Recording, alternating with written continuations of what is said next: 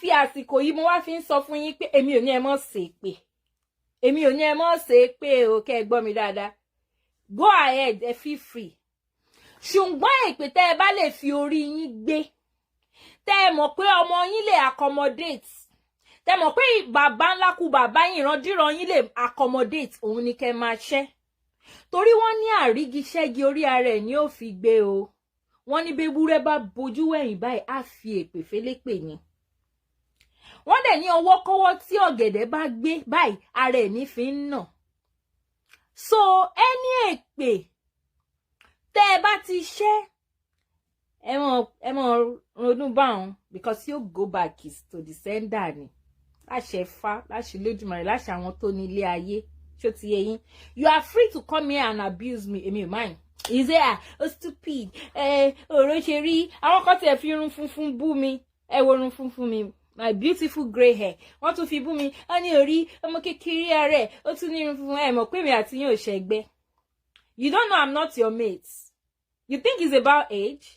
Mo mọ̀ pé a lot of you, no, because my low profile man pé ọmọ kékeré lele, I don't even ní yóò ẹ̀ tó last born tó jẹ́ àbúrò mi. So if you see most of those people, I don't respond to them. But àyín tẹ́ jẹ́ àgbàlagbà tí ó possible kẹ́ jù mí lọ. Èmi àti yín ò ń ṣe ẹgbẹ́ when it comes to this.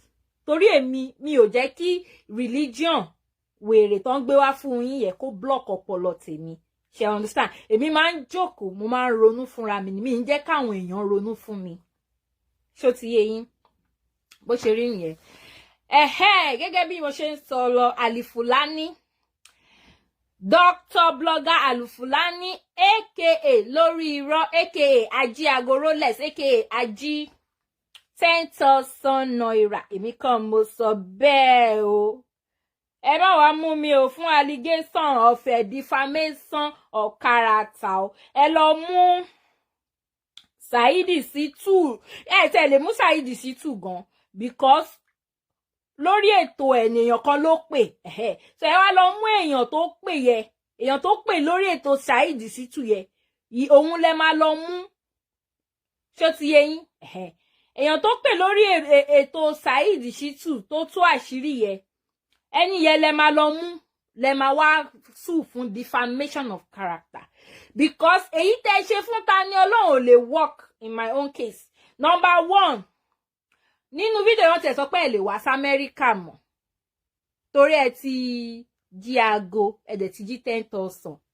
Wọ́n lè wá sí America mọ́. So èmi ò mọ̀ bẹ́ẹ̀ tí wá sue mi fún defamation. Tẹ́ bá fẹ́ rányàn wá representative, ẹ lè mọ ọ̀ràn bọ̀. Èmi kọ́ ẹ tún gbọ́ lẹ́ẹ̀kan kó má dàbí ẹni pé mo parọ́ o. Èmi ò ń parọ́ o, evidence wà o. Ọ̀rọ̀ máa sọ̀rọ̀ ẹ̀. Ìkíní lórí olórí burúkú tó ń pè ọ̀pọ̀lọpọ̀ yẹn.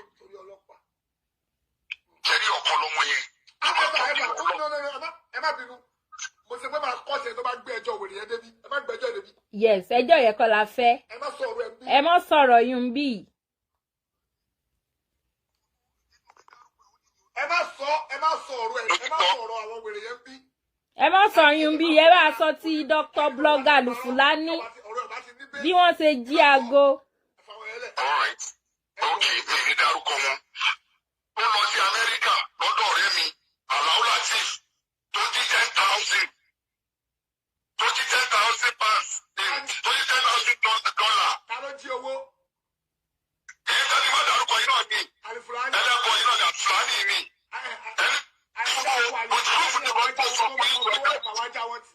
Báwo kí ẹtún tó ọ̀rọ̀ yẹn sọ? Báwo la Alfulani ṣe ń jí owó? Àdàfún nígbà tó dé Amẹ́ríkà lọ́dọ̀ Alfas tójọ́ rẹ̀ ti gbé. Ìyẹn wẹ́kọ̀ mú ẹ̀ ó gbà sílé gẹ́gẹ́ pé máa ra sábà tún ìdílé pọ̀pọ̀ tó bá polówó rẹ̀ òṣìṣẹ́ start population ó gbà sílé. Ó dùn pé wẹ́kọ̀ mẹ́ tó gbà sílé olóṣèlú lọ sọ́dọ̀ ẹni kan bí ayé one of girlfriend ẹ̀ tó dùn kẹfẹ́ sọ́dọ̀ ẹ̀ka tó ń fẹ́ra wọn lórí aago. Ọmọ mi sára wọn. Náà Ògùntínà ó bá jọ ṣẹ̀kọ́ pẹ̀lú yóò máa ṣe kéde kan nínú ilé o, ó máa ṣàdúrà kan fún Ògùntínà máa lọ ṣẹ̀kọ́ lọ́dà Alfas. Náà ó dìjọ́ kejì ó sì sùn. Ìjọ kẹta torí ọ̀rọ̀ aláàjì mo fẹ́ lọ mo ti pè ọmọ àgbẹ̀ mi láyé ò balẹ̀ mọ́. Má ní ẹsẹ̀ sáré pàṣẹ òsì aláàjì kíní kan tó rí ìkọ̀kọ̀ tó fẹ́ ti gbóná lọ ọkùnrin nìyẹn lọ sí di owó ẹ̀dá rẹ̀ nínú bẹ́dúrúmù ẹ̀ torí ẹnu fi yẹn láti lè bèrè bá ń wá owó àbí kó tún lórí tí ó tún lọ sí kankan ẹni láti bọ́ sínú kí lorúkọ ẹ̀ nínú pálọ̀ ló gbé mi pé ha nǹkan tó bẹ́ẹ̀ máa ṣẹlẹ̀ ń wá owó ẹni báyìí tẹ́wọ̀ lọ́dọ̀ wà bí tẹ́lẹ̀ wọ́n lè bèrè owó ẹ̀ ní ọwọ́ ẹ̀ ní owó yóò ṣe kí ní kọ́ àbọ̀ jẹ́wọ̀n àbí bí ìlú òfìsà àbí bí ikọ̀ bẹ̀rẹ̀ mo ní sọ wà lè bí sọ pé náà rù mí. ṣẹ́tìrì wọ́n máa ń fi kinní wọn tó ń gbé sórí ẹ̀ ṣe yíìkì ìmáàmù kinní yẹn wọ́n máa fi intimidate àwọn èèyàn ìwọ tó bá dẹ̀ lọ já rẹ lásán wàá wà intimidated èèyàn tó jí owó ẹ̀ gan ó wà intimidated kò lè béèrè ó mọ̀ pé ó dà pé màá yìí ló jí owó mi sẹ̀ bọ́ kò lè béèrè kò lè sọ pé bíbẹ́ ó wá pe ẹni yìí ló wá ní ṣó gbé náà rù ni tó o bá tí wò bá lè béèrè o èmi má wọ́rì èmi má bẹ́ẹ̀ pé ọlọ́pàá ẹ̀dẹ̀wọ̀n pọ̀ ọlọ́pàá bí yìí ọ̀n dàbí ọlọ́pàá nàìjíríà ẹ máa gbọ́ lọ. màmí mi ọ̀rọ̀ máa sọ̀rọ̀ ẹ̀ ìkíní lórí olórí burúkú. a ti kọjá bẹ́ẹ̀ máa sọ lọ.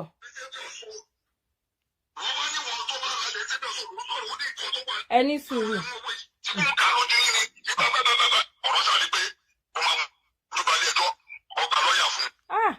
wọ́n ti kọjá ibi tí wọ́n ti ní àwọn ọlọ́pàá ti wá mú mo fi bí ẹyẹ mo fẹ́ kẹ́ gbọ́.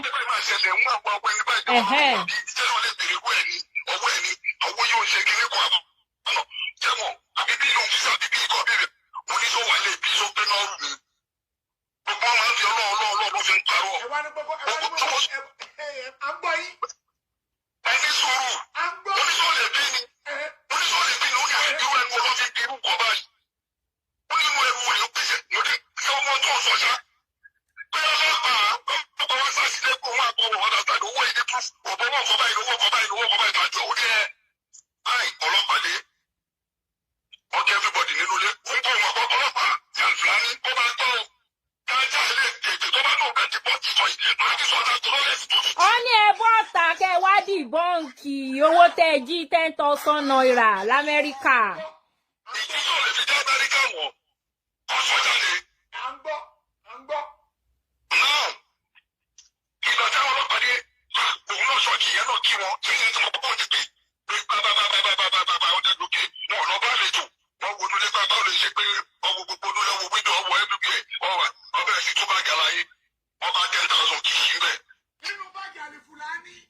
You yard àbí you no yard? Ṣé you yard? Ẹjọ́ tẹ́ bá yard ẹ kọ́kọ́ we yard ẹ kọ sínú comment section. Wọ́n bá $10,000. Kò ń ṣe 10,000 naira o. $10,000 nínú báàgì Ṣèyíkì yín. Nínú báàgì Dr. Blogger Alfulani lórí irọ́ aka ají $10,000.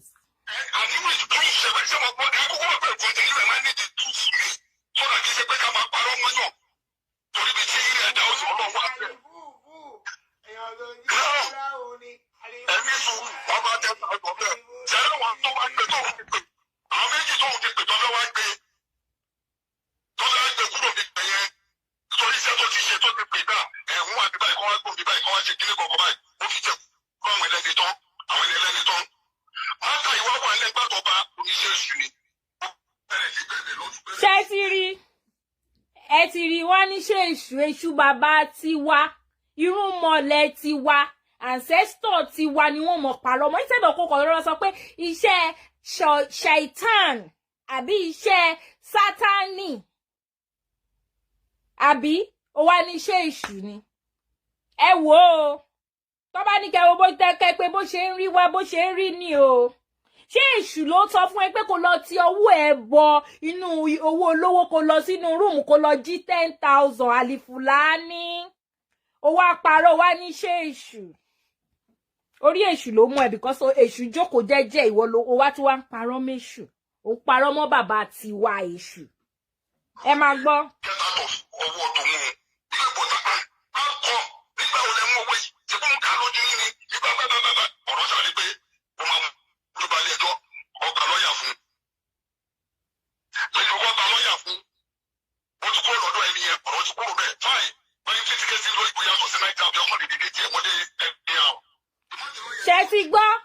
ṣé ti gbọ́ wọ́n ní bó ṣe ń tírìtì kéèsì ìlú òyìnbó ó yàtọ̀ sí Nàìjíríà wọn kàn lè ṣàdédé tì ẹ́ mọ́lé anyhow bó ṣe yẹ kó rí everywhere nìyẹn Nàìjíríà kàn jẹ́ ìlú tí wọn kì í abide by òfin ni kí ni Taniolorun ṣe ẹ fún ní opportunity láti bá lọ́ọ̀yà ẹ̀ sọ̀rọ̀ ẹ lọ gbé ní Ìbàdàn ẹ gbé lọ sí Ìlọrin lálẹ́ the next thing ẹ gbé lọ court the next thing ẹ gbé lọ remand níbi ìbàyí tẹ́ bá ní any issue tẹ́ bá dé court àwọn court ló máa sọ fún yín pé tẹ́ bá ní lọ́ọ̀yà ẹ jẹ́ káwọn mọ̀ ìjọba máa fún yín ní lọ́ọ̀yà kódà kẹ́ sọ fún wọn ní court pé ẹ fẹ́ lọ́ọ̀yà pé ẹ̀yin lẹ fẹ́ represent ara yín wọ́n máa tún try several times láti convince yín pé kẹ́ gba lọ́ọ̀yà because wọ́n mọ̀ pé tí lọ́ọ̀yà bá represent yín ó máa wà more professional ju bẹ́yìn ṣe máa represent ara yín lọ ṣó ti yé yín but in case of Taniolorun ó wá máa ń burúkú yìí máa ní Alfulani yìí doctor ẹ má bínú pé mi fi doctor sí ẹ má bínú doctor blogger Alfulani aka lórí irọ́ aka ajíago aka ají $10,000 ó wá lọ gbé charge and pay lawyer kan wá sórí show ẹ̀ máa play fún yín ó wá ń béèrè nonsense question lọ́wọ́ ẹ̀ lórí bail conditions tí wọ́n fún Taniolorun ẹ máa gbọ́ lọ ẹ máa bá mi ká lọ. ọ̀rọ̀ wà bẹ́ẹ̀ mi ì lè parọ́ fún yín tàbí olówó sílé ọ̀dọ̀ ẹ̀rọ àti ọlọ kí olùdúmọ̀rú rẹ̀ yẹn tó bá dé Nàìjíríà wọ́n yẹ wá yọjú. bá wọn ṣe ń ta gbígbì. ẹni sùúrù àti dàpọ̀. ẹ má bínú Saheed Shittu ó ti fẹ́ jẹ́ kí Saheed Shittu bínú o. ẹ sọ wípé nígbà tí ó lọ kóòtù ẹ máa sọ lẹ́yìn ẹ sọ lẹ́yìn kọ̀ọ̀kan. ó gba lọ́ọ̀yà kẹfẹ́ tẹ̀lé àwọn làwọn pèsè ìyẹn gba lọ́ọ̀yà fún nígbà oníṣẹ́ ìwé ohun understand kó o ti dénú kí ni òun tó ń bọ́ lóun àbí yẹn ni ó fi síbẹ̀ ní kọ̀ọ̀kan ṣé ìyàwó náà tó náà rọ́pò tuntun tó ń bọ̀ lọ́dún tó lẹ̀ ti dá Amẹ́ríkà tó sùn àdọ́dún rẹ̀ bọ́dí náà jọ sọ pé ìṣe lórí aago ọgbà lọ́ọ̀yà fún lọ́ọ̀yà ń bá sọ pé kí àjọmẹ́ntì sí wálẹ̀ òun àti ọmọbìnrin yìí ti ṣe ti lọ kí èèyàn ọdún kúrò lọ́dọ̀ àwọn àmọ́ láti fún ọ̀rọ̀ sì tutù lẹ́ o ibẹ̀ lọ lẹ́sùn tó mí.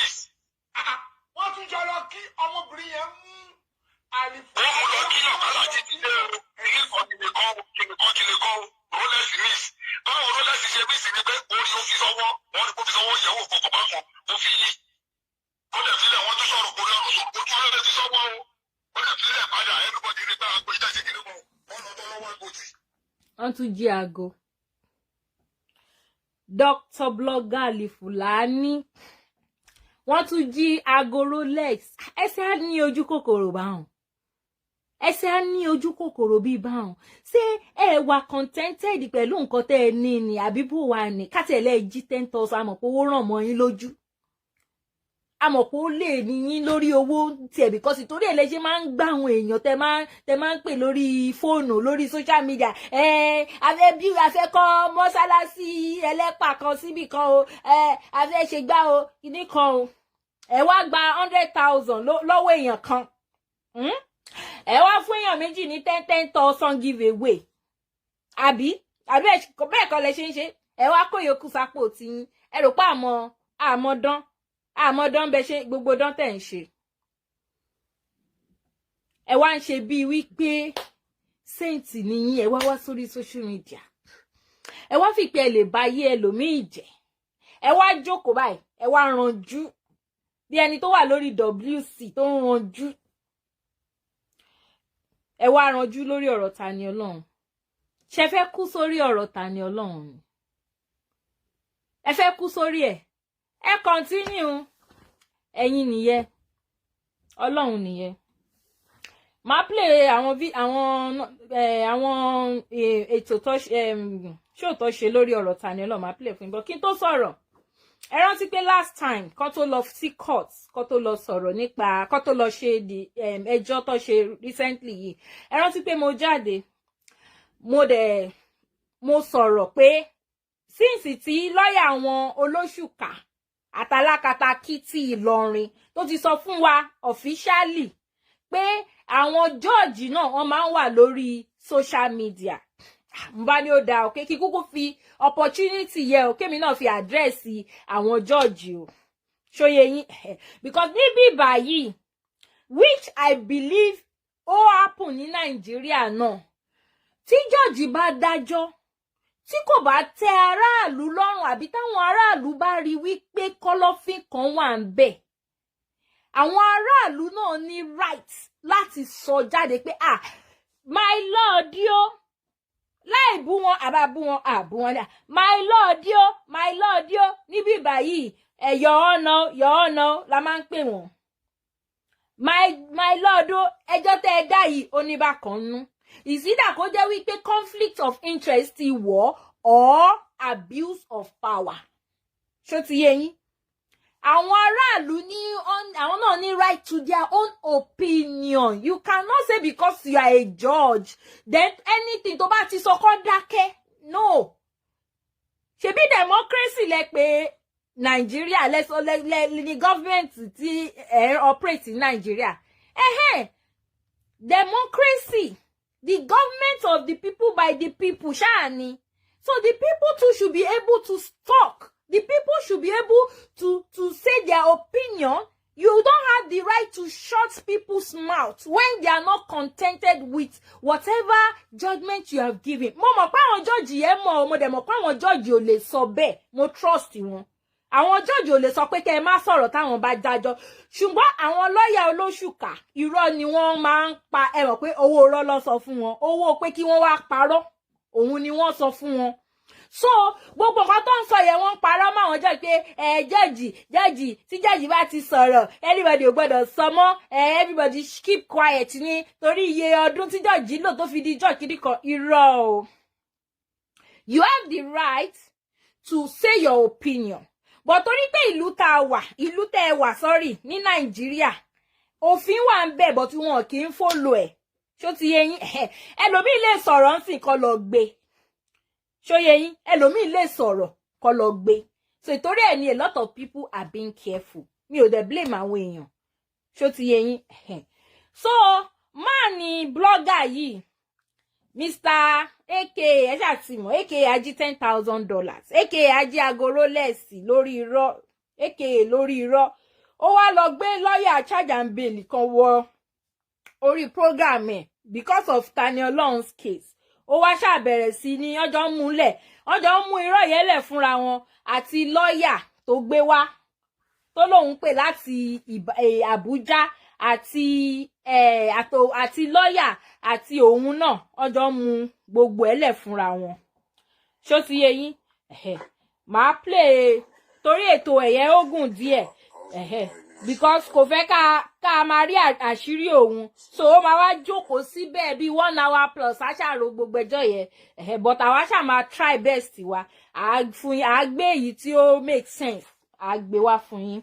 Ṣó ti yé yín ẹ jẹ́ ká play láti 20 minutes ká gbọ́ nǹkan tí Mr. lórí irọ́ aka ají 10,000 èmi kọ́ mo sọ bẹ́ẹ̀ mo ṣáà ti play evidence fún yín ẹ bá ní mú evidence pé àṣetòtọ́ ẹni yẹn tún dárúkọ ní kinní kan Àlàó ẹ ṣe àgbórúkọ ẹni tó dá ẹni tó dárúkọ èèyàn ni náà èèyàn yẹn náà wà l'Amẹ́ríkà so tó bá dẹ̀ fẹ́ tú èmi fún defamation of character tó bá tó bẹ̀ mọ́ bọ̀ l'Amẹ́ríkà Alfulani mo challenge ẹ gbọ́n pálí ẹ kó mọ́ bọ̀ l'Amẹ́ríkà tó bá lè wọ Amẹ́ríkà because a gbọ́ pé o ti jí 10,000 o ti jí Rolex o dẹ̀ ti sá lọ Nàìjíríà wo ṣe dúró l'Amẹ́ríkà kan mú ẹ kó dúró kó jẹ́ gbọ́tán kí wọ́n náà wọ ẹ̀wọ̀n kó mọ bó ṣe ń rí lára o wá jí $10,000 tán o jí Rolex tán o wá sá lọ Nàìjíríà o lè wá sí Amẹ́ríkà mọ́ ayé rẹ ó ti tapa o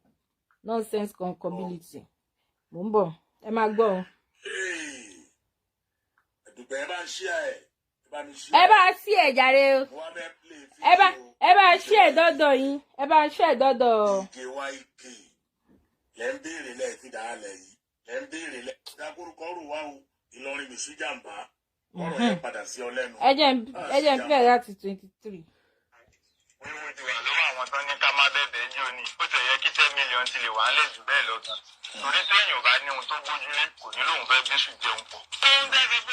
ṣe rí bọ̀bọ̀ àṣà Yorùbá yìí òun ni fídíò ẹ̀ ló ń play fídíò bọ̀bọ̀ àṣà Yorùbá òun ni òun analyse mo fẹ́ kẹ́yìn èèyàn tẹ́ ń tẹ̀lé bọ̀bọ̀ àṣà Yorùbá yẹn and mo ń pè ìwọ náà bọ̀bọ̀ àṣà Yorùbá TV tó bá ń gbọ́ mi mọ̀ bóyá ìwọ gangan tó ní péèjì yẹn ni ó wà nínú fídíò yìí o but I believe pé ìwọ ni tó bá lè jẹ́ ìwọ kọ whosoever tó ń ṣe fídíò fún ẹ tó ń post láre I don't think pé ẹni yẹn jẹ́ oníṣẹ̀ṣe honestly I think pé àṣà Yorùbá TV ó kàn fẹ́ fi ìṣẹ̀ṣe trend ni ó fẹ́ fi ìṣẹ̀ṣe make owó ṣùgbọ́n nǹkan tẹ́mi kàn máa sọ ni wípé Elédùmarè àtàwọn gbarúmọlẹ̀ ó máa san fún oníkálùkù gẹ́gẹ́ bí èròǹgbà ẹ̀ ní ọ̀rọ̀ ìṣẹ̀ṣe dé yìí tó bá jẹ́ pé o wá sórí orí social media láti wá make owó ni tó wá ń pretend pé oníṣẹ̀ṣe ni ẹ ó kù ẹ̀kọ́ lọ́hùn because òun sọ fún Alfulani ó sọ nínú rédíò ẹ lórí TV ẹ lórí Facebook ẹ tí Alfulani analyse pé àwọn tó ní ẹ máa bẹ̀bẹ̀ tó ní ẹ máa bẹ̀bẹ̀ jọ ṣé ẹ̀bẹ̀ tí ìyá Taniolorun bẹ̀ I'm asking you that question ṣé ẹ̀bẹ̀ tí ìyá Taniolorun bẹ̀ ṣé ó kéré sí ẹ̀bẹ̀ gbogbo ayé ni káṣẹ wá ní gbogbo ayé ò bẹ̀bẹ̀ fún Taniolorun gbogbo wa yarí èmi mi ò bẹ̀bẹ̀ àdẹ̀ ní bẹ̀bẹ̀ ojú dẹ̀ máa tì yín gbẹ̀yìn ni but okay on pariwo bẹ̀bẹ̀ ìyá Taniolorun bẹ̀bẹ̀ àǹtí Taniolorun bẹ̀bẹ̀ àwọn people yóò gbọ́ o ṣé ìwọ àṣà Yorùbá TV jọba ò ní tiẹ̀ ṣe jẹ́ ìwọ ló máa bẹ̀bẹ̀ fún Taniolorun tó máa fi jẹ́ káwọn Fúlàní kan gbọ́ ṣé ìwọ ló máa bẹ̀bẹ̀ fún Taniolorun tó máa jẹ́ káwọn alákatakítí kí wọ́n gbọ́ tọ́rọ̀ òun sọ̀rọ̀ sí pé kíní kan ó rò pé ẹ̀bẹ̀ tó wá bẹ̀ lórí kíní òun ló jẹ́ kí wọ́n tiẹ̀ wá fún ní bẹ́ẹ̀lì tí ò make sense tó padà fún ṣé o rò pé bóyá ẹ̀bẹ̀ yẹn ni. In fact let me stop there for you because torí ìtì ẹ̀kọ́ mo ṣe wá síta lọ́sàn-án. ajá mi dínà bá ń kẹ́. kó mú mọ́gàjí kan wá kó mú èèyàn tó nílé wá nílọrin rọ́rọ̀ ìdí mo tún sọ yìí nísìnyí àwọn kan ní ẹ ṣùgbọ́n tó yẹ kó má sọ̀rọ̀ sí tẹ́lẹ̀ nìyẹn sóore ni wọ́n ṣe oore náà ni wọ́n sì ṣe o. oore ìranu wo oore ìranu wo ló ṣe. ẹ jẹ́ àjọ farabalẹ̀ gbọ́ fídíò yìí. ẹ̀yin olólùfẹ́ wa ìròyìn kàn mí lára pé wọ́n ti ní kí wọ́n gba béèlì Taniolorun àkíyè ẹ̀yin Ìlọrin àti gbogbo ẹ̀yin tí ẹ ṣe okùnfà sága. kò ń ṣèyẹ ni mo tiẹ̀ fẹ́ kẹ́ gbọ́ ibi tó ti sọ pé mèsù jàǹbá mo fẹ́ sọ fún yín pé mèsù jàǹbá gidi. tá a gbà wọlé náà rẹ̀ ó wà mo kí àfa àwọn àgbà ṣe Abubakar Dawud Alfulani alamasala. ẹ jọ ẹgbẹ́ ni wọn. aṣèmọlówó ṣe tọ́lá ti báwọn lẹ́yà ló ṣiṣẹ́ ilé yìí ṣiṣẹ́ tí wọ́n ṣe yìí tó yanjú àmọ́ àwa lè sọ o wíwú ti wà lọ́wọ́ àwọn tán ní ká má bẹ̀bẹ̀ jò ní ó tẹ̀ yẹ kí 10 million ti lè wà ń lẹ̀ jù bẹ́ẹ̀ lọ gan torí tí èèyàn bá ní ohun tó gbójúlé kò ní lóun fẹ́ bíṣù jẹun pọ̀. ṣé ti rí pé àṣà Yorùbá TV kò kí ń ṣe oníṣẹ̀ṣe because statement tó make lásán ẹ ti mọ̀ pé kò ń ṣe oníṣẹ̀ṣe pé ṣe téèyàn ò bá ní kinní kan á lóun fẹ́ bẹ́ṣù jẹ́ ó mean pé you are demonizing if you call yourself oníṣẹ̀ṣe and you claim that you're oníṣẹ̀ṣe then you should know the meaning of èṣù you should know that èṣù is not bí àwọn tó demonize ẹ̀ fún wa ṣe pé you should know that èṣù is one of the best irúnmọlẹ̀ tá a ní nílẹ̀ Yorùbá is one of the most important irúnmọlẹ̀ tá a ní ní ilẹ̀ Káàárọ̀ Oòjíire torí pé a pè èṣù tì torí pé àwọn pípù yìí wọ́n mú èṣù tì wá wọ́n wá replace ẹ̀ pẹ̀lú Satan wọ́n wá bà orúkọ èṣù jẹ́ torí pé Satan tiwọn àbí Satan tiwọn ó jẹ́yàn burúkú òun ló kó wa sí bá ṣe wà dèní òun dẹ̀ ló máa continue jẹ́ kílẹ̀ Yorùbá kó sì continue kó máa rí báyìí tí ó bá ń ṣe wípé àwọn bàbá wa kan tó sì wà nínú ìṣẹ̀ṣe ni àti ọlá wípé àwọn kọ̀ọ̀kan tó ti ń padà sínú ìṣẹ̀ṣe bóyá ilẹ̀ Yorùbá kò bá ti parun bóyá kò bá tiẹ̀ ti worse because àwọn people yìí that is their plan wọ́n fẹ́ wá take over everything kí wọ́n dominate kí wọ́n sọ ilẹ̀ Yorùbá di ilẹ̀ tí wọ́n kàn gba gbogbo ẹ̀ That is the agenda of that their ẹ̀sìn wèrè tó gbé wá. Nítorí ẹ̀ lọ ṣe ó ti kọ́kọ́ wá study nǹkan tó ń jẹ́ èṣù, ó ti wá study ẹni tí èṣù jẹ́. Wọ́n rí pé èṣù is one of the most powerful irúnmọlẹ̀ ta ní. Tó lè help wa, tó lè save wa, tí ò lè jẹ́ ká pa àwọn ajogun kó ká wa. Wọ́n ti rí, wọ́n wá mú orúkọ yẹn, wọ́n wá demonize ẹ̀ fún wa. Ìwọ tó wá péré ní àṣà Yorùbá TV tó péré tó sọ pé ìwọ gan ọmọ oníṣẹ̀ṣe ní ìdíwé tó ṣe ń portray rẹ̀, ìwọ gan ò mọ nǹkan tí èṣù ń jẹ́. So tí bá sọ fún ẹ pé o kì í ṣe oníṣẹ̀ṣe, then I am 100% right. Anyway, let me go to 39. Torí mi ò fẹ́ fi bẹ́ẹ̀ pẹ́ lọ títí lórí ètò yìí. Mo wà lórí 39 báyìí. That is not democracy, Imam Shikina. Yusuf. Ẹ máa gbọ́ Mr. lórí irọ́ o, ají $10,000 l'Amẹ́ríkà. Mr. lórí irọ́ ají Rolex. Evangelist J.A. Emmanuel. Orí pé Taniolorun bẹ́ta ẹ̀ fa. Taniolorun ó ẹ máa gbọ́ o, ẹsẹ̀ máa gbọ́. If you like, block. Ẹ̀sìn àlàáfíà indeed. Ẹ ò ní ẹ̀mí ìdáríjì rárá àti rárá. Evangelist. Evangelist.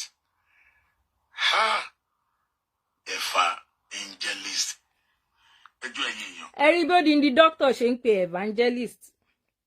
Mi ò bú o because òyìnbó ò kì í ṣe èdè ẹ̀. Ṣé understand? So bí irú èmi ń sìn.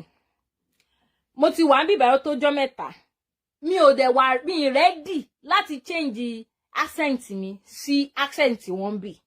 Ṣé understand? Tí n bá ń bá àwọn ará bí sọ̀rọ̀, màá try as much as possible, màá change ohun mi sí accent mi sí kó bá lè gbọ́ nǹkan tí mo ń sọ ni, kò ń ṣe for anything. Tí èyí tí bá dẹ̀ rí pé ó gbọ́ nǹkan tí mo ń sọ mi ní láti jẹ́. Tí bá sọ̀rọ̀ gan àwọn fúnra wọn ló máa bẹ̀, are you from Africa kíríkọ, are you from Nigeria kíríkọ ti mọ̀. But mo fẹ́ mú nǹkan jáde fún yín nínú man yìí. Mi mọ bí tó ti gba doctorate degree wọn o. But mo wá rí kó dà pé nínú blogging, doctorate degree in blogging ló gbà. Ẹ máa wò ó, ẹ máa gbọ́ o. Àbáyọ ìyẹn kúrò tó bẹ̀rẹ̀ kí ni ó fún wa. Evangelist ló porúkọ ara rẹ̀, Evangelist J.A. Emmanuel. Tábà yọ yìí tó bẹ̀rẹ̀ rẹ̀ yẹn, tábà yọ kúrò kí ni ó fún wa. A fún wa ní evangelist. Ṣé ti gbọ́? Ẹ ti gbọ́ odindi doctor. Ó pe rẹ̀ ní doctor. Kì í ṣe doctor alábẹ́rẹ́ ò fẹ́yìn tẹ́ understand. Ẹni tó lóun jẹ́ òun ní doctorate degree. Èmi tí ẹ mọ school tó ń fún wọn. Bóyá ní Saudi Arabia. Bóyá ibẹ̀ ló ti fún máa yín ní doctorate degree. Ó ní èèyàn kan wá sórí iṣu ẹ̀. Èèyàn yẹn wá ń sọ fún pé ẹ̀sìn yìí ẹ̀sìn àlàáfíà ní tòótọ́. Dẹ̀ fi ìjà fọ́lọ́njà lè fi ìjà fọ́lọ́njà. Èmi gan I see pé ẹ̀sìn àlàáfíà ni indeed. Ṣóyé yín. So ó wá ń dárúkọ ẹni yẹn. So ẹni yẹn before orúkọ ẹni yẹn jẹ́ evangelist kìíní kan. Ó wá ní just sharing nǹkan tó ṣe yìí. The only mission tó ní ni pé ó fẹ́ bà Ifá jẹ́. Torí pé ó fẹ́ bà Ifá, ó fẹ́ bà jẹ́. Òun ló ṣe nǹkan tó ṣe yìí o. So ó wá sọ pé tó bá yọ kúrò nínú evangelist lẹ́nu títí ẹ̀ lọ́wọ́ ó pè ní evangelist, but I don't care, that is his own accent. Ṣé understand? Ó ní evangelist tí wọ́n bá yọ kúrò nínú evangelist pé kí ló kù, ó ní ó kù evangelist. Can you see how manipulative, how propagandist these people are? Now àwọn gullible followers tèmi believe wípé àwọn míì wà tó wà educated nínú wọn tí wọ́n ní nínú English language tó mọ nǹkan tó ń jẹ́ spelling, wọ́n lè spell evangelist sílẹ̀ kọ́ mọ bó ṣe rí. Àwọn náà dẹ̀ ń support dẹ̀ lè sọ fún pé Ṣèyí Ìkìwà onírọ́ Ali oníjẹ doctor blogger Alfulani aka ají aago Rolex àti ají 10,000 naira l'Amẹ́ríkà. Ṣèyí Ìkìwà mọ̀ wípé evangelist kò kí ń ṣe tá bá yọ kúrò ńbẹ̀ ayílókàn. Wọ́n lè sọ fún bẹ́ẹ̀. Wọ́n dẹ̀ tún hèlì ẹ̀. Kema wo mo so ti ba sọ fún yín wípé when it comes to religion, she reprove sin. I always say when it comes to religion, it's tell àwọn ẹ̀sìn wèrè ẹ̀sìn alákatakítí yìí. Tó bá ti come to, no matter how intelligent they are, ọpọlọ wọn máa switch. They will not be able to reason anymore. Gbogbo ẹni tó ń tẹ rẹ́ẹ̀dì lórí ètò yìí, láṣẹ fáláṣẹ ìṣù ọ̀dàrà báyé yín ṣe máa rẹ́ẹ̀dì nìyẹn. Gbogbo ẹni tó ń tẹ rẹ́ẹ̀dì lórí ètò mi, gbogbo nílé ayé yín ẹ̀ tún fi ọwọ́ yín ṣe nǹkan rẹ̀ mọ́, láṣẹ fáláṣẹ Olódùmarè. Àdàbí tó bá jẹ́ pé mo wá sórí iṣọ́ Alfulani bó ṣe ń ṣe mo wá tẹ red. Tí mi ò bá ti wá sí orí iṣọ́ Alfulani wá tẹ red. Gbogbo ẹnikẹ́ni tó bá tẹ red lórí iṣọ́ mi, ò ní fi ọwọ́ ẹ̀ ṣe nǹkan rẹ̀ mọ́sẹ̀ láṣẹ ìṣù ọ̀dàrà, láṣẹ àwọn tẹ́lẹ̀dùmarè gbélé ayé lé lọ́wọ́. Tó bá bí ìyá yín dẹ̀ tún tẹ red, èpèlé tẹ́ ẹ fẹ́ gbà yẹn, tẹ́ ẹ fẹ́ gbọ́ òótọ́ yẹn. Ẹ wò a ṣẹ̀ṣẹ̀ bẹ̀rẹ̀. Tí n bá wá sórí iṣọ́ Alfulani, èmi ò kì í tẹ red. Màá listen sí show ẹ̀, màá dẹ̀ wá sórí page mi, màá wá analyze. Tí wọ́n bá ti gbọ́ show mi tán, lọ sórí page ti tiẹ̀, kó lọ analyze nǹkan tí mo sọ. Ẹrú àlà, ẹnikẹ́ni tí wọ́n bí nínú ènìyàn àbí tí wọ́n fi ọ̀bẹ gbé jáde nínú ènìyàn, tó bá wá sórí show mi tó bá wá tẹ red, láṣẹ àwọn tó ní ilé ayé, láṣẹ Ifá, láṣẹ Ọ̀rúnmìlà, gbogbo ilé ayé máa red ni, ò ní fi ọwọ́ tó fi tẹ red yẹn, ò ní fi gbé nǹkan ṣe mọ́. Láṣẹ Ifá, láṣẹ Olódùmarè, mo mọ̀ pé ò ní wá sórí social media láti wá sọ fún wa pé ayé ẹ ti bàjẹ́, ṣùgbọ́n ayé ẹ máa bàjẹ́ ni, ó ti rí bẹ́ẹ̀ dẹ̀ ló ṣe máa rí pẹ́ títọ́ bá balẹ̀ kò tún ní padà sẹ́nu mọ́ bó ṣe máa rí fún ẹnìyẹn. Àdàbí tó bá jẹ́ pé mo wá sórí iṣọ́ Alfulani, mo wá tẹ red lókù. Tí mi bá fi lè wá sórí iṣọ́ Alfulani wá tẹ red bó ṣe máa rí fún wa àti gbogbo randìrún ẹnìyẹn, gbogbo wọn tó ń tẹ red. Ṣẹlẹ̀ ya wèrè ni.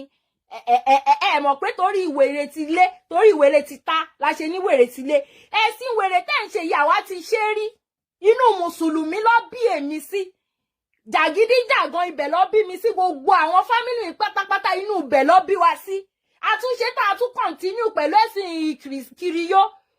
So gbogbo wèrè òṣì tẹ́ ń ṣe yìí kò jọ mí lójú. Ṣó ti ẹ̀yin wèrè yìí, ẹ máa gbọ́ o. Àníyẹ ó dẹ̀ ló gbóyè wá yìí ó lè ní chọ́ọ̀chì o ráyé ẹ̀ lóde báyìí wọ́n dẹ̀ wá fẹ́rẹ̀ ẹsẹ̀ sí. Ó wá sọ wípé tó bá yọ kúrò nínú evangelist, ó ní pé evangelist ni. Jọ irú school wo ló lọ? Ṣé ní Ìlọrin yẹn náà ló ti lọ sí school? Alfulani. Mo bá ṣe ń spell evangelist. Ẹjọ́ ẹ bá ń spell evangelist fún máa ní ají $10,000 $10,000 yìí. Ẹ bá ń spell evangelist kẹ́ wá rọra yọ kúrò ní ẹ̀yìn evangelist káwò bóyá evangelist ló kù. But torí pé o fẹ́ bà orúkọ Ifá jẹ́, o fẹ́ bà ṣe, which is tó ti jẹ́ ìṣe yín. Ìṣe yín ni pé kẹ́ máa bà Ifá jẹ́. Mo ti sọ fún yín pé ẹ lè tà. Tẹ́ ẹ bá dárúkọ ìṣẹ̀ṣe àbí tẹ́ ẹ bá pè ìṣẹ̀ṣe, kò sí bẹ́ẹ̀ ṣe lè fẹ́ tà. Ìtorí ẹ̀ ni ẹ sì máa dárúkọ. Ẹ máa tẹ rẹ́ẹ̀dì lọ, ayé yín máa rẹ́ẹ̀dì ni. Ẹ fọwọ́ yín gbé nǹkan rẹ̀ ṣe mọ́ láyé yín, gbogbo ẹ̀yin tẹ́ ń tẹ rẹ́ẹ̀dì pátá, gbogbo ẹ̀yin fámílì Alfulani, gbogbo ẹ̀yin Fúlàní Ìlọrin, ẹ̀yin Fúlàní Ìlọrin, ẹ̀yin ẹrú àlà, ayé yín máa rẹ́ẹ̀dì lọ ni. Bẹ́ẹ̀ ṣe ń tẹ̀yẹ, bẹ́ẹ̀ ni gbogbo ìgbésí ayé yín ṣe máa rẹ́ẹ̀dì. Ṣẹ́rí pé ní last time tán pín palliative fún yín ẹ̀yin ará Ìlọrin, odindi agboolé kan 1 bag of rice ló wá pín fún yín, ojú òtì yín. Àwọn wèrè tẹ́ ń tẹ̀lé gọ̀ǹgọ̀sù lọ́nà, àwọn ṣéwù wèrè tẹ́ ń tẹ̀lé kiri, wọ́n rí owó ṣe ẹjọ́, wọ́n rí owó gbé Taniolorun lọ sí court, wọ́n wá fún odindi agboolé yín ní 1 bag of rice, gbogbo yín wá ń jubilate, ẹ wá ń yọ̀. Ẹ rí pé ayé yín ti ta pàù. Wọ́n parọ́ fún ìyá oníkùránì wọn tuntun tí wọ́n ní báwọn máa ṣe gbogbo ilé ayé fún àárí. Ráìsì ṣọ́ọ̀bù oníráìsì la rí, àti rí ilé alájà, àti rí mọ́tò, àti rí gbogbo promises tó ṣe fún. ibẹ̀ náà làwọn kan ti jáde pé àwọn táwọn ti ń rùn pa nínú ẹ̀sìn yín látijọ́ yìí o àwọn táwọn ti ń rùn pa táwọn ti ń ṣẹ̀sí kiri nínú ẹ̀sìn yìí ẹ̀rí táwọn ro ìyá oníkùránì tó dé lẹ sọ pé máa ṣe gbá fún lẹ máa ṣàwo fún àwọn olòṣì bó bá ṣe ń tẹ rẹ́ẹ̀dì rẹ̀ láyé yín máa rẹ́ẹ̀dì pa ni ẹ máa gbọ́jà rẹ̀ ẹ̀yẹ èèyàn gidi. ráyé ẹ báyìí lóde. ìwọ ni kò ráyé ẹ lóde Alfulani wọ ayé ẹ lóde ó pèrè ẹ ní dókítọ̀ ó lóun lọ sí bóyá mi tí mọ̀ ṣá bóyá Arabic school ló lọ because tí ò bá ń ṣe Arabic school ló lọ ò ní sọ wípé evangelist tó bá yọ í kúrò lẹ́yìn ẹ̀ evangelist ni the rest èèyàn jẹ́ evangelist ó wá ní pé tó bá ti yọ í kúrò ní ẹ̀yìn evangelist pé evangelist ló kàn torí pé ó fẹ́ ba orúkọ Ifá jẹ́ orúkọ Ifá ò dẹ̀ lè bàjẹ́ torí lójú tì gbogbo yín pátápátá lójú tì dẹ̀ ní ọpọlọ because tó bá jẹ́ pé ẹ ní ọpọlọ ni gbogbo àwọn wèrè tó ń tẹ̀lé yín lẹ́yìn mò ń sọ o àwọn tó ń ṣe ṣéwù ṣèyíkì anàkúnmọ̀ ńlá ìwèrè tó ń ṣe kiri tẹ̀lé yín lẹ́yìn wọn ò ní ọpọlọ àti ọdún nàmínà tó ti ń táwọn bàbá ńlá kú bàbá yín ti ń gbàdúrà pé kọ́lọ́ ń paná ẹ̀dẹ́bọrẹ́ ẹjọ́ iná Adébọrẹ́ wò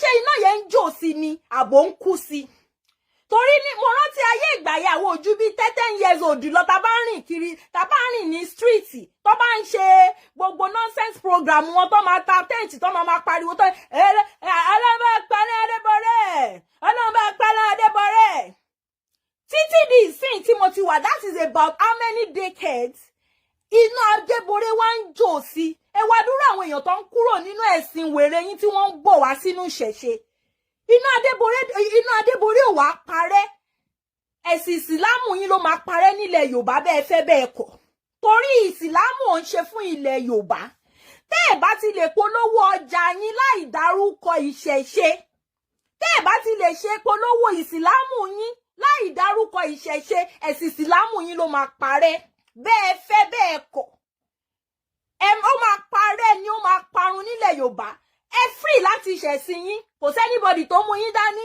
ẹ lè ráwọn oníṣẹ̀ṣe kọ́ sọ fún yín pé kẹ́ má ṣẹ̀sìn wọ́n tún máa respect yín ni ẹ fẹ́ ṣe jímọ̀ ẹ mú gbogbo àdúgbò ẹ block ẹ tẹ́ gbogbo wèrè sí ẹnu ọ̀nà ẹlẹ́ǹkírun àwọn èèyàn nílé kọjá wọn ò dẹ̀ tún dààmú yín wọ́n tún fi yín lẹ̀ bẹ́ẹ̀ kò dẹ̀ tún tẹ́ yín lọ́rùn ẹ wá ní pé Ọlọ́run máa pa ní Adébọrẹ́ iná Kùránì yẹn lọ́lọ́run máa pa rẹ́ ṣètìrí báwọn èèyàn ṣe ń jáde ojú òtì yín àwọn èèyàn ń jáde lọ́tún lọ́sì wọ́n ń jó Kùránì wèrè yín tẹ́ ń gbé kiri tí ì rí kankan ṣe bẹ́ẹ̀ lẹ́ mú Taniolorun ni Taniolorun 20 máa jáde Taniolorun 2000 máa jáde ẹ̀yin wèrè tó jẹ́ wípé bẹ́ẹ̀ ṣe ń tẹ rẹ́ẹ̀dì yẹn báyìí ayé yín máa rẹ́ẹ̀dì pa ni tọmọtọmọ lẹ máa fi ọwọ́ yẹn lẹ ní fi ṣe nǹkan re ẹ máa tẹ rẹ́ẹ̀dì yẹn lọ ẹ̀yin wèrè.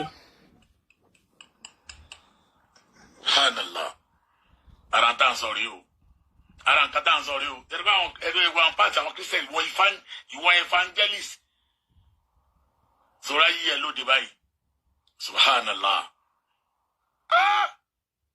Ọlọ́run ṣe dáhùn èèyàn ní ìyàn ránran báyìí.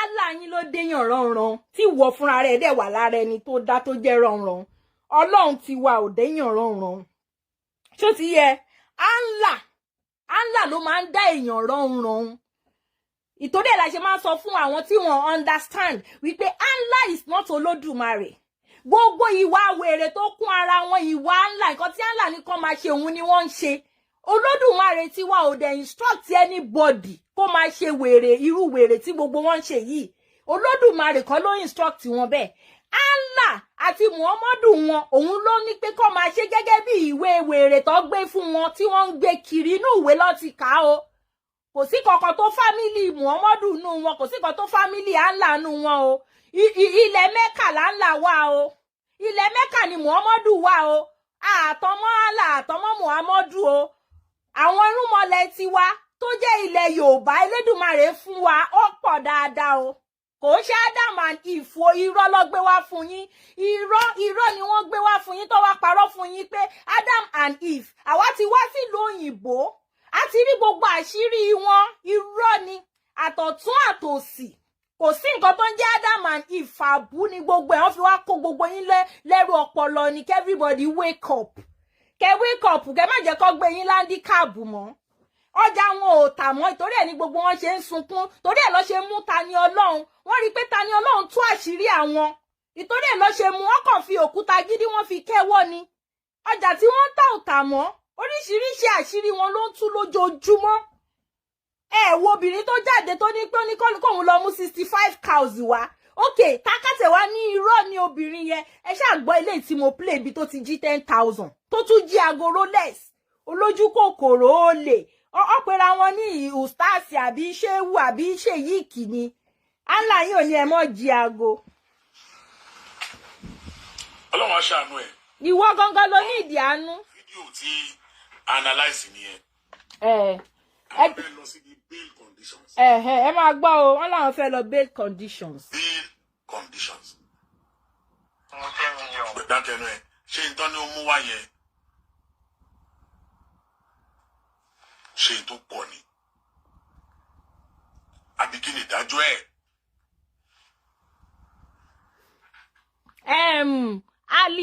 Ali kí ló porúkọ ẹ Ali jẹ́ ń wò ó torí ẹrú ni gbogbo yín Ali lórúkọ yín ti bẹ̀rẹ̀ Ali Yusiro Ali kìíní kan orúkọ wèrè tó ń jẹ́ oní YouTube you will join Tani Olohun àbí kí ló pè ẹ́ oní ìwọ náà wàá join Tani Olohun láìpẹ́ yìí now jẹ́ kí wá educate ẹ mi ò mọ̀ òfé ní ìfẹ́ dá gbogbo yín lò èèyàn kọ̀ọ̀kan tí bá lè download máa dá sórí èmi níbi tí mo wà yìí hàn bí ìyá Alfulani dá kó wá síbí ìyálàyà ẹ̀ hàn bí dá toró ti jí aago ṣóyẹ níbí báyìí tí mo wà yìí ni Alfulani ti jí aago ó jí aago ó dẹ̀ tún jí $10,000 kò understand Alfulani ti jí aago ó dẹ̀ jí $10,000 ó dẹ̀ sá lọ ṣóyẹ so wọn bí ìyá ẹ̀dá kó wá sí bíbá so báwo ló ṣe fẹ́ mú èmi tó bá fẹ́ mú mi ẹ wá láti Nàìjíríà kẹ́ wá mú mi ọ kẹrán representative yín ní Amẹ́ríkà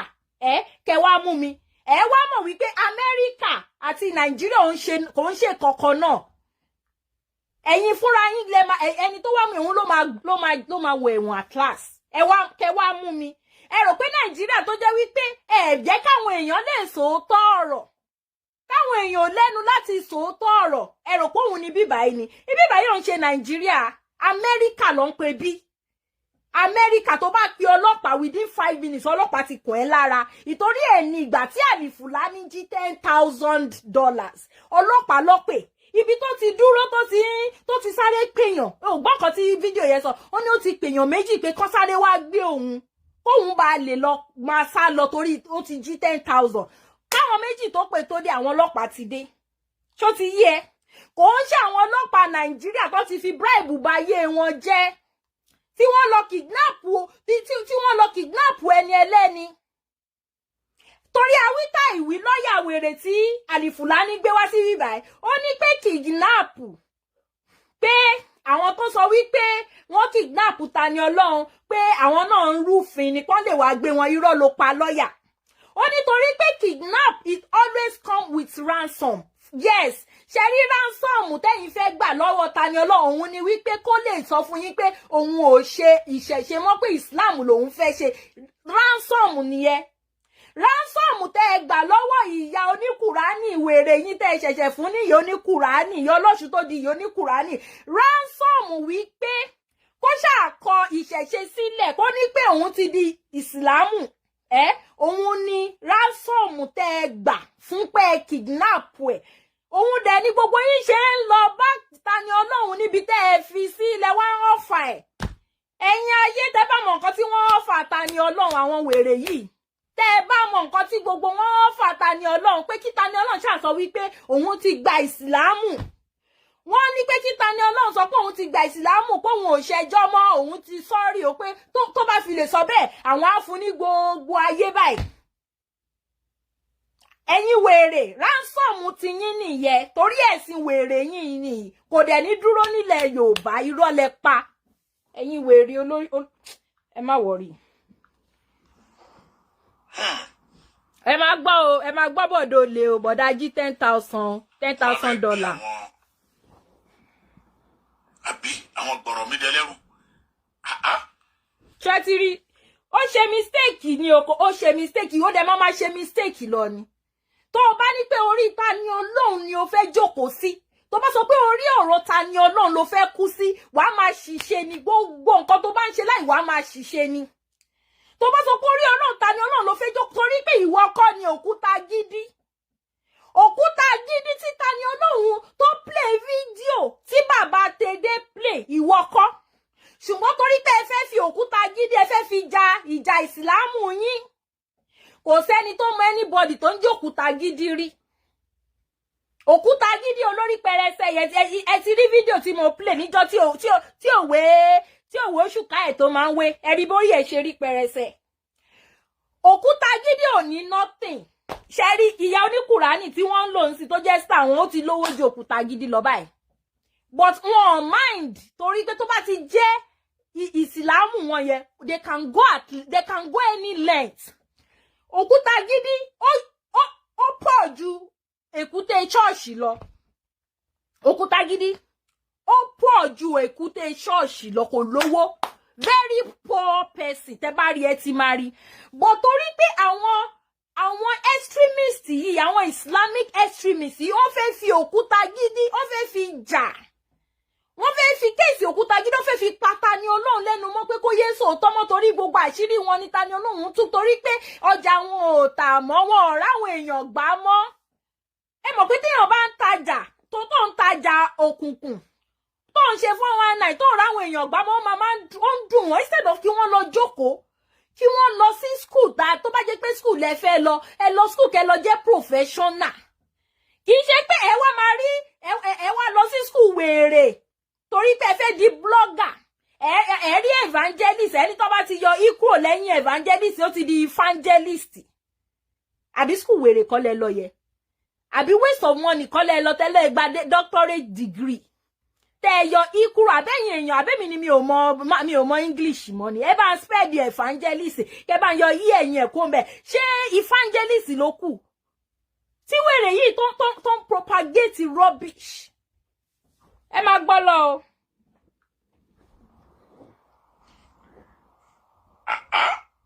Kọ́lọ́n kó ṣàánú wa.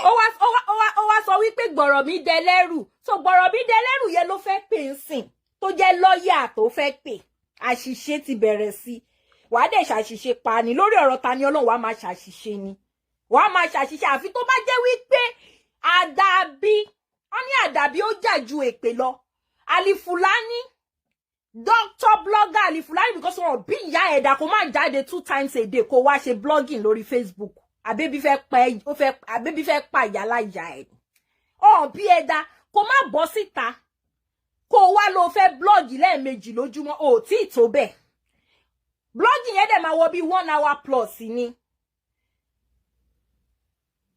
wàá dẹ̀ máa ṣìṣe ni lórí ọ̀rọ̀ Taniolorun wàá máa ṣìṣe ni àdàbí tó bá jẹ́ wípé fídíò ẹni Taniolorun gbé jáde tẹ́ fi gbé lókù àdàbí tó bá jẹ́ pé ìwọ ló ń jẹ́ òkúta gidi ṣùgbọ́n tó bá ti ń ṣe ìwọ lójú òkúta gidi àti ìwọ àti gbogbo ẹ̀yin pátápátá tẹ́ dúró lórí kéèsì Taniolorun yìí láṣẹ Ifá láṣẹ àwọn tó ní ilé ayé àṣìṣe máa bá yín ni ṣẹlẹ̀ ya wèrè ẹ tí mọ̀ kankan. Bismillahirrahmanirrahim. bẹ́ẹ̀nu wèrè bíi tí mi láì nọ́nsẹ̀nsì wo ló sọ. mo fẹ́ pe Àbújá. ó fẹ́ pe charge and bail lọ́ọ̀yà ẹ̀. Islam máa ṣe ẹ̀sìn tẹ́ kan lè rọ́bìṣì. àwọn ẹ̀rọ Islam kan rò pé kan lè rọ́bìṣì ẹ̀ ní. Alhamdulillah gbogbo nǹkan lọ́lọ́run fún Islam. Alaikum salam. Gbogbo nǹkan ni Allah fún yín àmọ́. Gbogbo nǹkan ni Allah fún yín gbogbo nǹkan tálà wá fún yín yẹn fẹ́ fi jà kẹ́ fi gbalẹ̀ onílẹ̀ ni. Ẹ fẹ́ fi subdue àwọn èèyàn ni kò dẹ̀ ní work. Tó bá jẹ́ pé ó máa work ni láti ọdún yìí kó tó bírú àwa báyìí lẹ ti ń bá ṣẹ̀ṣe jẹ́ kò tí ẹ yẹ ká gbọ́ nǹkan kan tó ń jẹ́ ṣẹ̀ṣe mọ́ but because of wípé kò lè work kò sírú agbára tẹ́ ẹ níṣẹ́ kò sírú ipò tẹ́ ẹ níṣẹ́ Olódùmarè ju gbogbo yín lọ àwọn ìgbárùmọ̀lẹ̀ ju gbogbo yín lọ kò sírú ipò kò sírú agbára tẹ́ ẹ lè lẹ́ni kò sírú ìwé tẹ́ ẹ lè lẹ́ẹ̀ka torí pé àwọn oníṣẹ̀ṣe ò kí ń flaunt wọ́n sọ fún yín pé àwọn oníṣẹ̀ṣe ò wà educated, wọ́n sọ fún yín pé àwọn ò lọ sí school. Ẹ̀yin lẹ máa ń ṣe carry me because ẹ need láti ṣe carry me kẹ́ bá lè polówó ọjà tẹ́ ń tà. Àwọn oníṣẹ̀ṣe ò ń ṣe carry me. Ọmọ ajáde doctor làwa, kíní kan làwa. Ọ̀n ráyè rubbish yẹn. Gbogbo rubbish tẹ́ ń ṣe yẹn wọ́n ráyè. Ẹ ó dọ̀ ẹ má bínú sá. Gbogbo nǹkan lọ fún Islam. Àmọ́ Ọlọ́run fún wa ní àwọn ọ̀mọ̀wé.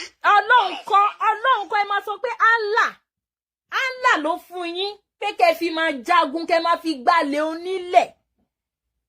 Allah ló fún yín pé kẹ́ máa fi jagun, kẹ́ ṣe máa jọrin. Kò ń ṣe Ọlọ́run ti wọ̀, kì í ṣe Allah. Ṣó ti yé yín? So kẹ́ máa là kẹ́yé dorí àwọn èèyàn rú. Allah ni kẹ́ máa dárúkọ because you can't go to Saudi Arabia. Bí ìyá yín dá, mo tún sọ gbogbo ẹ̀yin ẹrú Allah pátápátá wọn bí ìyá yín dá kẹ́ lọ sí Saudi Arabia kẹ́ lọ sọ pé Ọlọ́run, kẹ́ sọ fún wọn pé Ọlọ́run ni Allah. Wọ́n máa sọ fún yín pé no, Allah is Allah, simple. Ọlọ́run fún wa ní agbára. Ọlọ́run fún Islam gbà fọ́lọ́run ni. Ọlọ́run fún Islam gan ju gbogbo ìdẹ́yìn rò yẹn lọ. Ẹ̀wọ́ ẹ̀ ti pọ̀ tó ẹ lọ kóra yín kẹ́ ẹ di Gaza. Wo àwọn oní láti pọ̀. Mr. Ọ̀gá, Mr. G $10,000 l'Amẹ́ríkà. Mr. G Rolex l'Amẹ́ríkà. Bí sórí àwọn oní láti pọ̀. Ògbọ́n kan tí ògbọ́n òwe àwọn àgbà ni. Ó ní kíkéré labẹ́ ń kéré kì í ṣe ohun mímì fádìyẹ. Sórí bí atarodo ṣe kéré yẹ, atarodo, ó ti ẹ̀tọ́ atarodo wa l'Amẹ́ríkà ń bí mi ò mọ̀ bóyá bó ṣe rí nìyẹn ní Europe, ẹ̀yà ara Europe. Atarodo Amẹ́ríkà yóò ó tajú atarodo Nàìjíríà lọ. Bí ìyá ẹ̀dá kó lo atarodo 5 fún tòmátò tó pọ̀ l'Amẹ́ríkà. Bí 2 bí 3 la máa ń jù síbẹ̀. So, bá pọ̀. Àwọn onídìí láti pọ̀. It is not how many you guys are. And we don't need to be that many like you guys. We just need few. Tí o máa ń ṣàwọn bàbá wo lójú àánú tí wọ́n ń ṣàánú ilé ayé yín, mi mọ̀ kan tó ń ṣàánú nínú ilé ayé yín. You don't àwọn ò ní láti pọ̀. Kí la fẹ́ fi pípọ̀ ṣe? Ẹ kàn pọ̀pọ̀ ìjà lásán, ẹ wo bí gbogbo ilé ayé àwọn tó ń tẹ̀lé yẹn, ẹ wo bí ilé ayé wọn ṣe rí ráhùn. Ṣẹ́yìn rí ẹ̀yin ti rí tó gbé àwọn oníṣẹ̀ṣe wá sórí social media tó wá ń tọrọ owó fún wọn. Ṣé ti rí tó gbé oníṣẹ̀ṣe wá sórí social media tí wọ́n wá ń tọrọ owó pé kídìní ẹ̀ bàjẹ́, wọ́n fẹ́ tán kídìní àbí eléyìí òrò ń jẹjẹ o, ẹ bá wa dáwó fún ṣẹ́rí. Ẹ jọ̀ọ́ ẹ sẹ́ndì mi ní fídíò ẹyọ kan tó jẹ́ pé oníṣẹ̀ṣe ni tí wọ́n ń tọrọ owó fún lórí social media. Ẹ̀yin ẹlẹ́sìn àjòjì wèrè yìí náà ni àwọn fámìlì yìí náà ló máa ń gbé jáde wá sórí social media tó máa wá ń tọrọ owó fún. Ṣé ti rí ẹni oníṣẹ̀ṣe ẹjọ́ ẹni tó bá rí fídíò yẹn bá mi send ẹ̀ sórí DM mi tí wọ́n gbé síta tó wá ní kídìní ẹ̀ bàjẹ́ o, kò kíní kan, kòró ń jẹjẹ o, ojú ń dùn o, orí ń fọ́ o, ẹ̀dọ̀ ń dùn o, ẹ bá wa dáwó fún o. Ṣé ti rí? Ẹ lè rí. Ṣùgbọ́n àwọn tó ń tẹ̀lé yín gọ̀ọ́gọ̀ọ́gọ̀ yẹn, ẹ gba owó Peter, ẹ wá fi pay fún Paul, ẹ gba 1 million lọ́wọ́ àwọn kan, ẹ wá fáwọn kan ní 50,000. Ẹ̀yin náà ẹ bá kó yòókù sàpò. Ẹ̀yin wèrè, orí yín ti bàjẹ́. Àtàwọn oníṣẹ̀ṣe inú yín ẹ lọ kóra yín papọ̀. Wàláhì ẹ lè defeat. Àwa àti Kristẹni à ń ṣe kan náà. Ẹ̀yin àti Kristẹni ni ìyálé àti ìyàwó. Ìtorí ẹ̀ lẹ ṣe máa rí Abraham tẹ máa rí Ibrahim. Ṣó ti yé yín? Torí ẹ̀ lẹ ṣe máa rí Joseph tẹ máa rí Yusufu. Ẹ rí pé ó jọra wọn. Ìtorí ẹ̀ lẹ ṣe máa rí Ishmaeli tẹ máa rí Ismaila. Ṣé ti rí pé ọkọ àti ìyálé àti ìyàwó ìyálé àti ìyàwó ni àti Islam àti Christian. Ẹ lè rí ìtumọ̀ Ọ̀rúnmìlà nínú ìwé yín, kò sí ńbẹ̀. Ẹ lè rí ìtumọ̀ òòṣà ńlá nínú ìwé yín, kò sí ìtumọ̀ Ògún nínú ìwé yín, kò sí ìtumọ̀ Ṣàngó nínú ìwé yín. Ṣó ti yé yín? Àwa àti Kristẹni àwọn ò ń ṣe kankan náà. Oníṣẹ̀ṣe dá dúró ni a dẹ̀ tó fún yín. In fact, a jù yín lọ. Kì í ṣe by number. It is not by number. Kì í ṣe by gidigba ẹni tó bá mú kọ́kọ́rọ́ dání ni. Ṣó ti yé yín? Ṣó ti yí ẹ àlìjí 10,000, àlìjí Rolex. Ṣó ti yí ẹ báyẹn? So kò síbẹ̀ ṣe pọ̀ tó. A mọ̀ pé ẹ pọ̀. A mọ̀ because ẹ ti brainwash àwọn èèyàn lọ jìnnà ọpọlọ wọn ò ṣiṣẹ́ mọ́. Ṣùgbọ́n àwa ta kéré, kíkéré ta kéré yẹn, à á fi hàn yín pé ìṣẹ̀ṣe òun làgbà. Nonsense concubinity. Allah. Ẹ lè defeat Islam. Ṣé yìí tó ti ń defeat?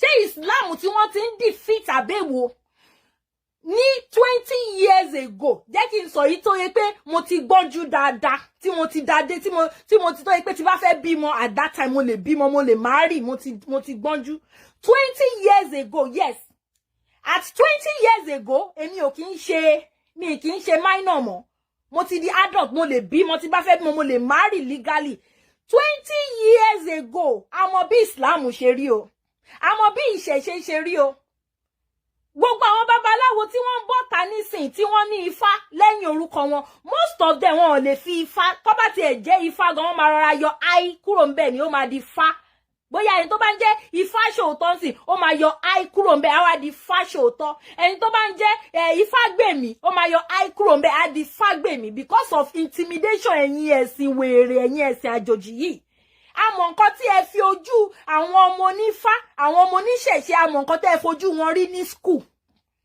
àmọ́ nǹkan tẹ́ ẹ fojú wọn rí ní gbòòrò 20 years ago ó yẹ wá compare sí ìsìn ṣé àti defeat Islam àbá àti defeat yín ẹ̀ẹ̀kan tí accept reality yín ni torí pé bẹ́ẹ̀ ṣe pọ̀ yẹ òun ló ń deceive yín àìmọye àwọn Islam tí ó yẹ pé wọ́n ń ṣe ìṣẹ̀ṣe lábẹ́lẹ̀ ẹ ṣáà rí fídíò tí mo gbé sórí péjì mi yẹn tí bàbá yẹn ní pé òun ní more than 40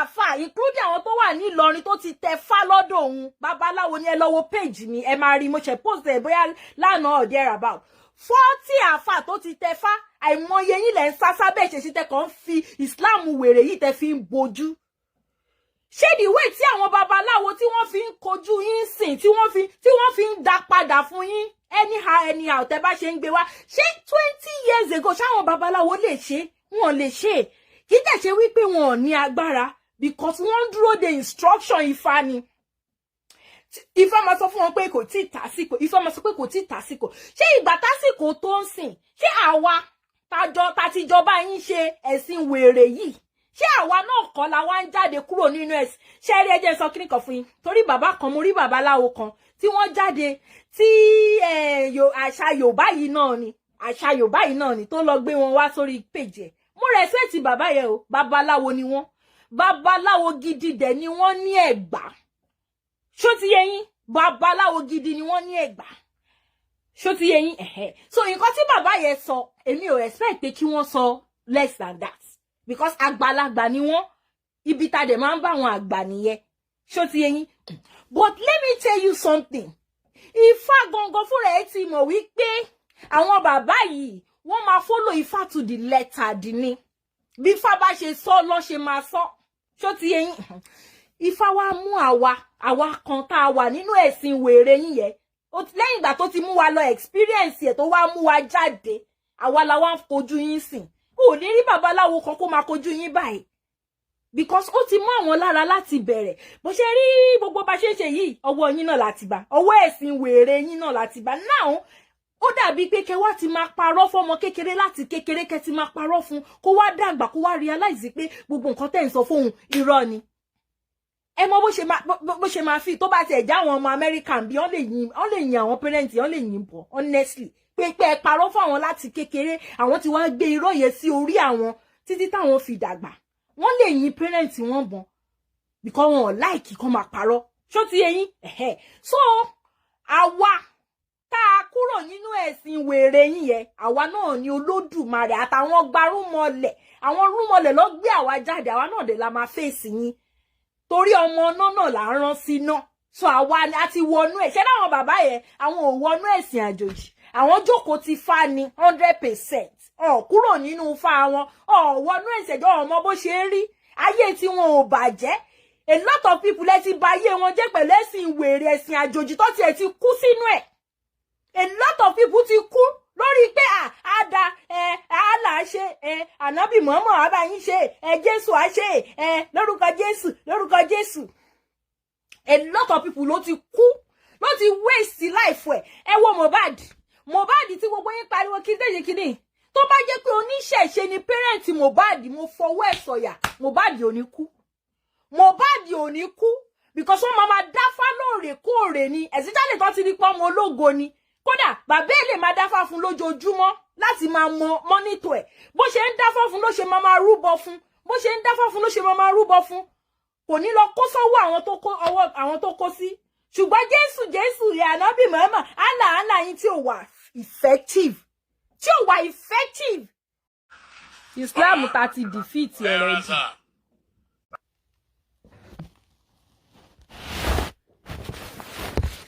Mo ti dé padà àwọn wèrè flash show mi ẹjọ ẹ máa bá ń tẹ love and like báyé wọ́n ṣe máa flash yẹ báyé wọ́n ṣe máa flag bó ṣe flag show yẹ báyé wọ́n ṣe máa flag nìyẹn ó ti certain ayé yín máa flag ni ẹ lè wá sórí social media so àkànní ó kàn dùn mí pé ẹ ní wá sọ báyé yín ṣe rí ni ẹ̀yin wèrè mi ní pẹ́ ṣe tán mo kàn fẹ́ kẹ́ gbọ́ nǹkan tí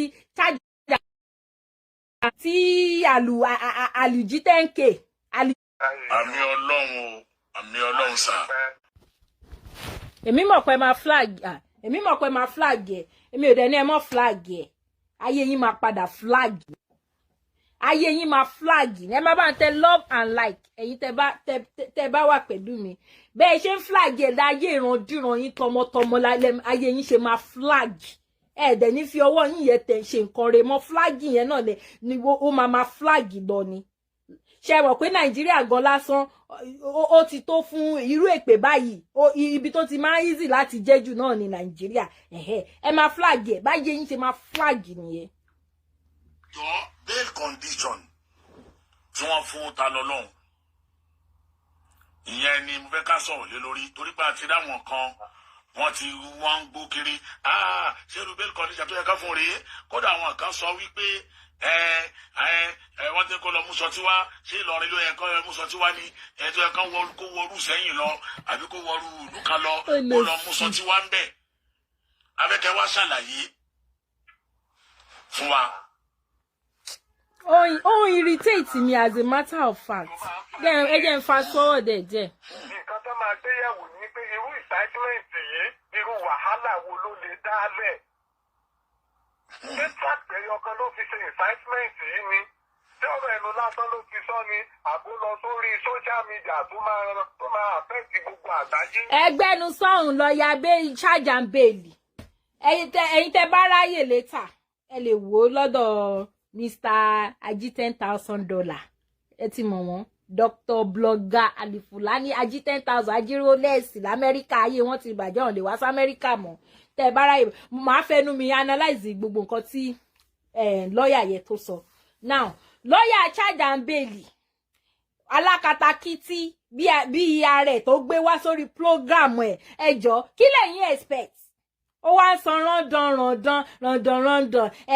àwọn tí wọ́n sọ wípé Tanilorun pé wọ́n kidnap Tanilorun ni wọ́n lè gbé wọn náà ẹ lọ gbé gbogbo wọn ṣebí wèrè ní ẹ lọ gbé gbogbo wọn ẹ lọ gbé gbogbo àwọn tó ń sọ̀rọ̀ lórí social media ṣé wọn kidnap Tanilorun ni àbí ṣé bó ṣe ń múyàn legally ni máa yìí ó sọ wípé in fact tó bá fẹ́ mú èèyàn gan tó bá nídìí pé kó fọ́ ilé èèyàn kan láti já sí ilé ènìyàn ò lè fọ́ ẹjọ́ kí ni Tanilorun ṣe tó fi dọ̀rọ̀ pé ẹ fẹ́ fọ́ lékẹ́ tó lọ gbé èèyàn tó pààyàn gan ẹ fọ́ lékẹ́ tó lọ gbé ká máa sọ pé Tanilorun kí ni nǹkan tó ṣe but gbogbo ọ̀rọ̀ burúkú tí máa yìí tó sọ máa lọ́ọ̀yà tó gbé wáyé tó sọ ó kàn fi ń try láti pa ẹnu àwọn èèyàn mọ́ wọn ò fẹ́ kí àwọn èèyàn sọ̀rọ̀ mọ́ kò dẹ̀ lè work. Tẹ́ bá pa ẹnu àwọn èèyàn mọ́ ní Nàìjíríà ẹ lè pa ẹnu àwọn èèyàn mọ́ all over the world. You need to get that into your set, into your brain. Get that into your medulla oblongata. Go and get that in there.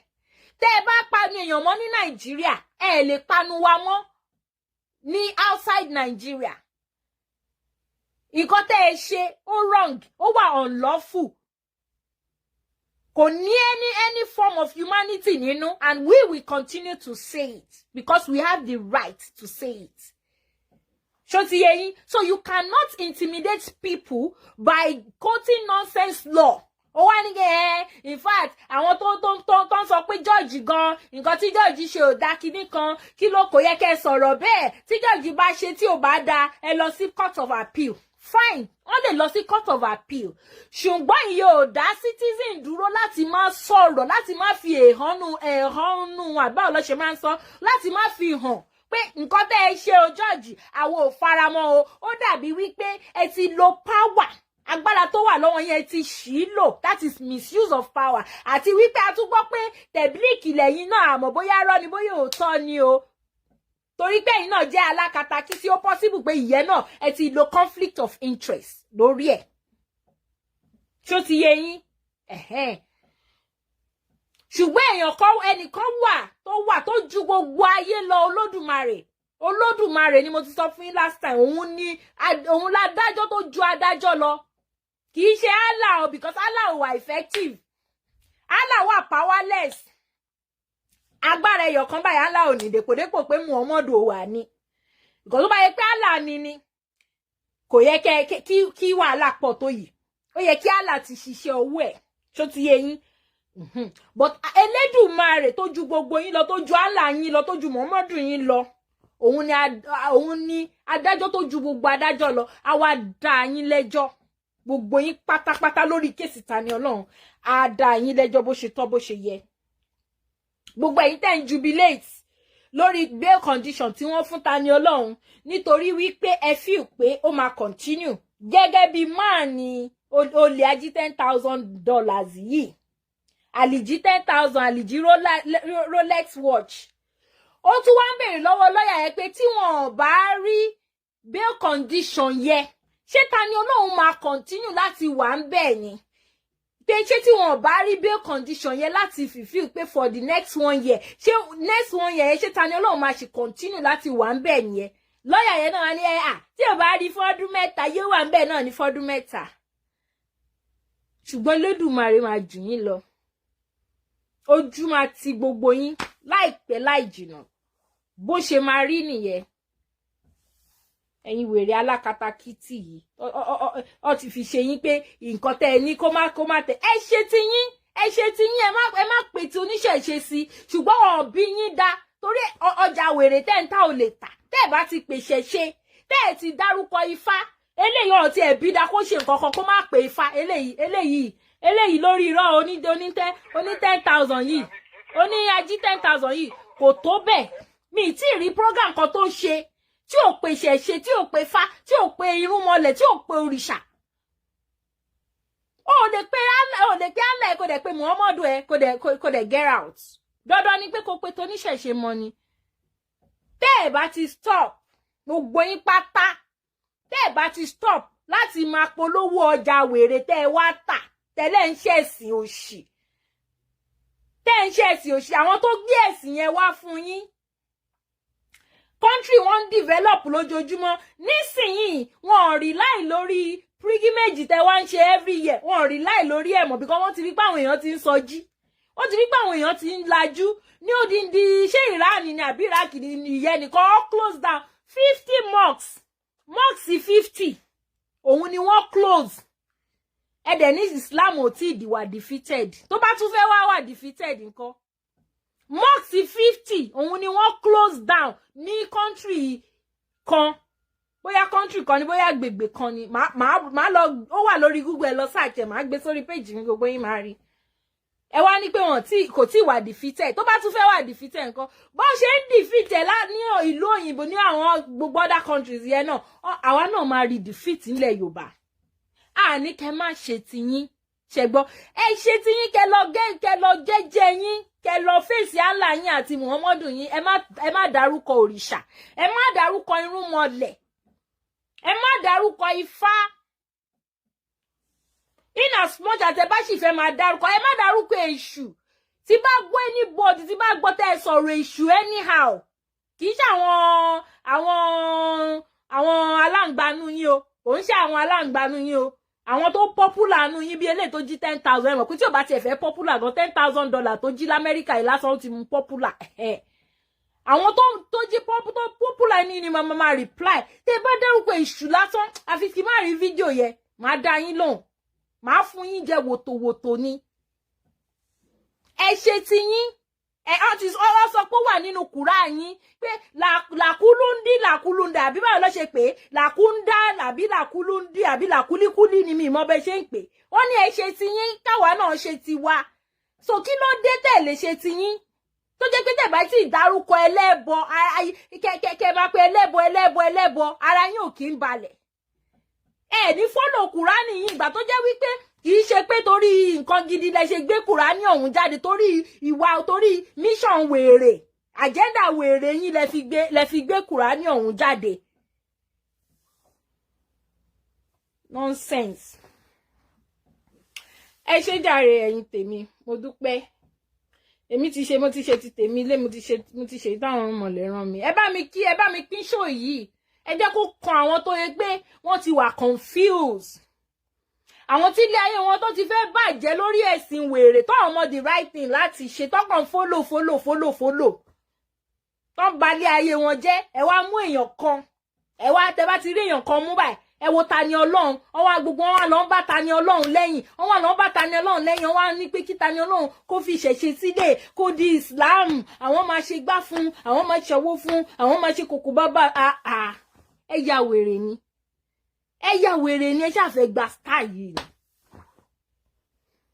ẹ ṣàfẹ́ gba star pẹ̀lú ẹ̀sìn wèrè yìí ni kò lè work kò ń ṣe by force ẹ fà àwọn ẹni ẹlẹ́ni lẹ̀ jẹ́ kó ṣe ìtò ohun wọn ẹ jẹ́ kó ṣe ìtò ohun wọn nílùú Kwara yìí àwọn oníṣẹ̀ṣe ò ní freedom they don't have freedom to practice their religion I keep saying it they don't have freedom of religion ọkàn gbé bẹ́ẹ̀ ọkàn ṣáà àbáìdì pẹ̀lú gbogbo nǹkan tó bá ti kọ́ ṣe lọ́mọ ṣe wọn lè express ara wọn bó ṣe wù wọ́n ẹ dẹ̀ wá ní pé there is freedom of religion náà dà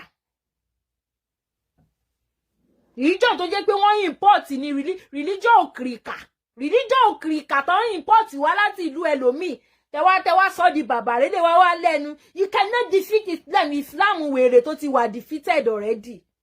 I give you 10 years to this time. You see, you are bí Islam yín ló ṣe máa fi wọlé lórí street kiri. Ẹ bá lọ wáṣẹ́ gidi ṣe.